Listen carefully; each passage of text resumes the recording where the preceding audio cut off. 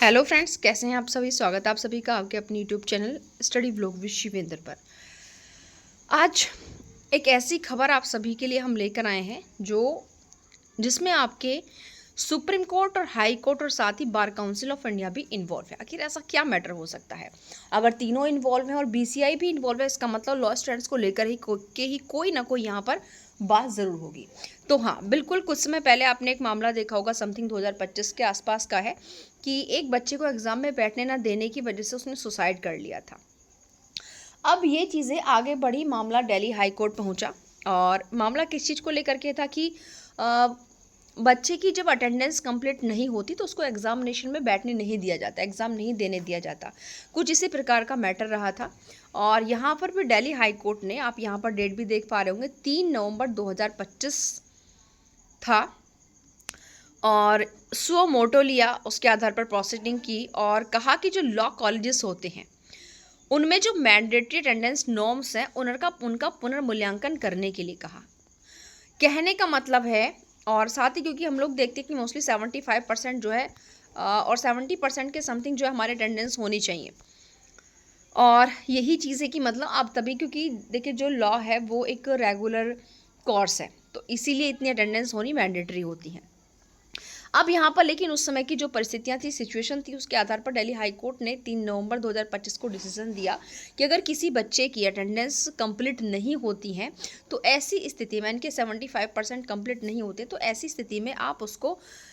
Exam देने से नहीं रोक सकते हो। यहाँ पर आप देखेंगे, जैसे ऊपर मैंने कहा, सो मोटो के आधार पर दिया था, क्योंकि अगर हम यहाँ देखें तो जो न्यू एजुकेशन पॉलिसी है या फिर यूजीसी के रूल्स हैं, उनके अकॉर्डिंग उपस्थिति व्यवस्था की समीक्षा के निर्देश दिए गए। तो सारी चीज़ें अलग हैं। अब यहाँ पर मामला क्या हुआ कि दिल्ली हाई कोर्ट के द्वारा तो डिसीज़न दे ही दिया गया, साथ ही साथ यहाँ पर जो बार काउंसिल ऑफ इंडिया है उन्होंने भी एक जो है कम्युनिकेशन भेजकर ऑनगोइंग सेशन में छात्रों को अटेंडेंस शॉर्टेज के कारण परीक्षा से रोकने को नहीं कहा। मतलब आप नहीं रोक सकते हो, यानी कि नॉर्मल इतना आप समझिए कि बीसीआई ने भी यहाँ पर ये कह दिया कि ठीक है, अगर किसी बच्चे की जो अटेंडेंस है वो शॉर्टेज है तो इस आधार पर उसको जो है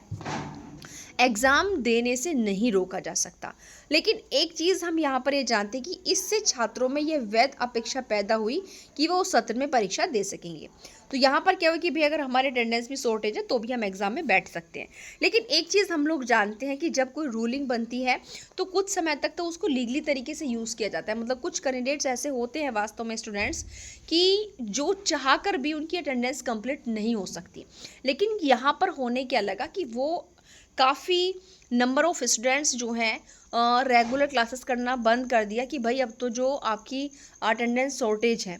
उनके आधार पर जो है, अगर हमारी अटेंडेंस शॉर्ट होंगी तो हमको जो है फिर भी परीक्षा में बैठने दिया जाएगा। अब क्योंकि बीसीआई की भी रूलिंग है और हाई कोर्ट का भी डिसीजन है, तो अगर आगे इन फ्यूचर का ऐसी कोई समस्या होगी तो हम वहाँ पर उनका हवाला दे सकते हैं। क्योंकि हम जानते हैं कि जब सेम कुछ ऐसी मैटर्स चलते हैं तो अगर पहले से कोई चीज़ इस पर है तो उसका जो है वहाँ पर रेफरेंस दिया जाता है। तो उसी प्रकार यहाँ हुआ। अब अगर लॉ फील्ड के अंदर इस प्रकार की चीज़ें बढ़ेंगी तो जो अनुशासन है वो ख़त्म हो जाएगा। इसीलिए जब ये चीज़ें बहुत ज़्यादा बढ़ गई तो ऐसी स्थिति में इस मामले में इन्वॉल्व हुआ सुप्रीम कोर्ट का। अब सुप्रीम कोर्ट में आप यहाँ पर देखेंगे 2 डेट आपको नज़र आ रही है, क्या 26 मई और दूसरा है आपका 21 जुलाई। अब इन दोनों में क्या है भाई, अब दिल्ली हाई कोर्ट के द्वारा 3 नवंबर 2025 को जो डिसीजन दिया गया था उस पर रोक लगा दी गई 26 मई को। सुप्रीम कोर्ट ने उस पर स्टे लगा दिया कि अभी तक आपने जो कहा कि शॉर्टेज अटेंडेंस की वजह से बच्चों को एग्जाम में बैठने से नहीं रोका जाएगा, स्टे लगा दिया उस ऑर्डर पर। मतलब अगर अब किसी की अटेंडेंस कम होगी तो उसको पेपर एग्जाम नहीं देने दिए जाएंगे। फर्स्ट ऑफ ऑल स्टे लग गया। दूसरी कंडीशन अब यहाँ पर निकल कर के ये आई, भाई ठीक है आपने स्टे तो लगा दिया दिल्ली हाई कोर्ट के डिसीजन पर, बीसीआई के रूल्स पर, लेकिन अब आप यहाँ पर ये बताओ कि जब हम स्टेट बार काउंसिल में एसबीसी में अपना रजिस्ट्रेशन कराते हैं तो रजिस्ट्रेशन कराने पर, जब हम स्टेट बार काउंसिल में अपना रजिस्ट्रेशन कराते हैं तो रजिस्ट्रेशन कराने के लिए हमारे जो एडवोकेट एक्ट 1961 है उसका सेक्शन 24 और 24 AK में जो एलिजिबिलिटी क्राइटेरिया दिया हुआ है उसको हमको फुलफिल करना होता है। और साथ ही साथ वहाँ पर मतलब लॉ की डिग्री होनी चाहिए, भारतीय नागरिक होना चाहिए, लॉ की डिग्री होनी चाहिए, वो भी BCI द्वारा मान्यता प्राप्त विश्वविद्यालय से होनी चाहिए, वो सारी चीज़ें हैं। साथ साथ वहाँ पर जो है क्योंकि रेगुलर कोर्स है तो हमें अपने जब एनरोलमेंट हम कराते हैं तो हमको अटेंडेंस सर्टिफिकेट भी देना होता है। अब भाई आप ये बताइए कि जब जिन बच्चों का अटेंडेंस कम है तो कॉलेज यूनिवर्सिटी उनको अटेंडेंस सर्टिफिकेट बनाकर कैसे दे सकती है। अब कहने के लिए एक्सेप्शन ये है कि बहुत से, अगर मैं यहाँ एक बिल्कुल मतलब मैं सैद्धांतिक तरीके को छोड़ करके, ठीक है, डॉक्ट्रिनल तरीके को छोड़ करके नॉन डॉक्ट्रिनल पर आऊँ, मतलब व्यवहारिक तरीके पे आऊँ, तो नॉर्मली 90% बिल्कुल कॉलेजेस ऐसे हैं कि आप मत जाओ एक भी दिन, आप ना एक भी दिन मत जाओ, आपको अटेंडेंस सर्टिफिकेट मिल जाएगा 75% का, 75% का, कोई दिक्कत नहीं है, ठीक है, बस डिग्री लेनी है। लेकिन यहाँ पर ये बताओ जो पूरी तरीके से लीगल हमारे कॉलेज जो बेहतरीन तरीके से एक लॉ एजुकेशन दे रहे हैं बच्चों को, वो तो आपको नहीं बना कर देंगे ना, उनके नॉर्म्स हैं, उनके डिसिप्लिन्स हैं। अब ऐसी जगह से जिन बच्चों ने लॉ ग्रेजुएट किया है, पेपर तो उन्होंने दे दिया क्योंकि उनके हिसाब से डिसीजन के अकॉर्डिंग, लेकिन अब ये बताओ अपना अपना एनरोलमेंट कैसे कराएंगे एडवोकेट के रूप में, क्योंकि जब तक अटेंडेंस सर्टिफिकेट नहीं मिलेगा, डॉक्यूमेंट्स के साथ आप नहीं लगाओगे, तब तक जो आपका रजिस्ट्रेशन नहीं होगा। मामला यहाँ पर अब अटक गया। अब यहाँ पर 21 जुलाई को जो आपको दिख रहा है, सुप्रीम कोर्ट ने यही कहा है कि भाई अब तक का, यानी कि सुप्रीम कोर्ट ने यहाँ पर जो है वन टाइम प्रोटेक्शन दिया, एक बार संरक्षण दिया, क्या कि भी अब तक जिन बच्चों ने इस तरह से एग्जाम दिया है उन बच्चों को यूनिवर्सिटी या कॉलेज एक सर्टिफिकेट प्रोवाइड कराएंगे इस प्रकार का, रीज़न बताते कि ये बच्चे इस टाइम में इन्होंने जो फॉल किया है, एग्ज़ाम दिया था, और उसके आधार पर उनका एनरोलमेंट करा दिया जाएगा, मतलब एज एन एडवोकेट के रूप में एनरोलमेंट हो जाएगा। तो ये है, क्योंकि देखिए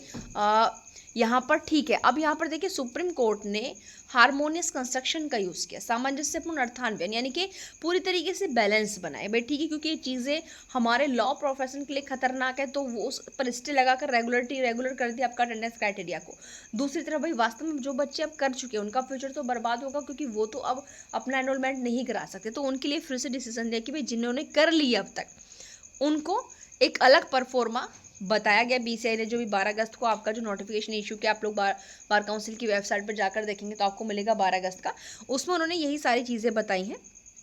ठीक है, कि भाई उनको कॉलेज यूनिवर्सिटी की तरफ से एक परफॉर्मा के अकॉर्डिंग जो है वो सारी चीज़ें दी जाएंगी, ठीक है, शॉर्टेज अटेंडेंस के आधार पर वो अपना एनरोलमेंट करा सकते हैं। तो यहाँ पर आप देखेंगे 21 जुलाई को बेंच ने वन टाइम पास प्रोटेक्शन दिया क्योंकि छात्रों के सामने लीगल अनसर्टेनिटी थी। 3 नवंबर 2025 को ऑनलाइन सेशन वाले छात्रों का अटेंडेंस शॉर्टेज के बावजूद भी फाइनल सप्लीमेंट्री एग्जाम देने की अनुमति दी गई थी, और साथ साथ अब वो अपना एनरोलमेंट करा सकते हैं। अब यहाँ पर 12 अगस्त को BCI ने जो नोटिफिकेशन इशू किया एनरोलमेंट का, वो क्या है, यहाँ पर आप देखेंगे दो चीज़ें हैं। BCI की स्थिति और व्यवस्था, फर्स्ट ऑफ ऑल नामांकन में बाधा नहीं होगी। नामांकन में बाधा वही वाला सिस्टम कि सुप्रीम कोर्ट से जो प्रोटेक्टेड ग्रेजुएट्स हैं, इनको प्रोटेक्टेड ग्रेजुएट कहा जाएगा, उनको एनरोलमेंट के समय अटेंडेंस शॉर्टेज के आधार पर आप नहीं रोक सकते हो, क्योंकि सुप्रीम कोर्ट ने ऐसा कहा 21 जुलाई को, तो इसी के चलते BCI ने ये अपना 12 अगस्त को नोटिफिकेशन इशू किया है, क्योंकि इसको भी तो नोटिफिकेशन निकालना पड़ेगा ना, यहाँ पर कर दिया। दूसरा क्या है कि जो हिस्टोरिकल अटेंडेंस रिकॉर्ड है उसको नहीं बदला जाएगा, यानी कि इसका मतलब यह नहीं है कि अब तक जो अटेंडेंस का परफॉर्मा था, रिकॉर्ड था, उसको बदल दोगे, नहीं बदला जाएगा भाई। इसके बावजूद उन्होंने एक अल्टरनेटिव सर्टिफिकेट जारी किया जाएगा जो सुप्रीम कोर्ट प्रोटेक्शन को प्रमाणित करेगा, यानी कि एक अलग आपके लिए शॉर्टेज सर्टिफिकेट बनाया जाएगा, जो ये है कि ग्रेजुएट प्रोटेक्टेड के आधार पर आपका बनाया जाएगा, और ये जो बच्चे इस बीच जिन्होंने अपना लॉ ग्रेजुएट किया है वो जो है क्या करा सकते हैं, अपना एनरोलमेंट करा सकते हैं और आगे अपने एडवोकेसी को कंटिन्यू कर सकते हैं, ठीक है। बट यहाँ पर इसके बाद से 21 जुलाई के बाद से जो भी बच्चे होंगे, ठीक है, अगर वो इस प्रकार का करते हैं अटेंडेंस शॉर्टेज, तो फिर इन फ्यूचर वो अपना रजिस्ट्रेशन नहीं करा सकते। और नॉर्मली ये केवल उन्हीं के लिए है जो वास्तव में बच्चों को एक अच्छा लॉ एजुकेशन सिस्टम दे रहे हैं, उन कॉलेजेस यूनिवर्सिटीज़ के लिए। वरना भी जैसे मैंने आप लोगों से कहा कि 90% तो ऐसे हैं कि आपको पता भी नहीं चलेगा कि वास्तव में बच्चा इस कॉलेज से लॉ ग्रेजुएशन कर रहा है, और ये बात हर कोई जानता है। तो आज के लिए इतना ही। अगर आप भी चाहते हैं कि इसी तरह का वीडियोज़ हमें मिले तो आज ही चैनल को करें सब्सक्राइब, लाइक, कमेंट और शेयर करना बिल्कुल ना भूलें।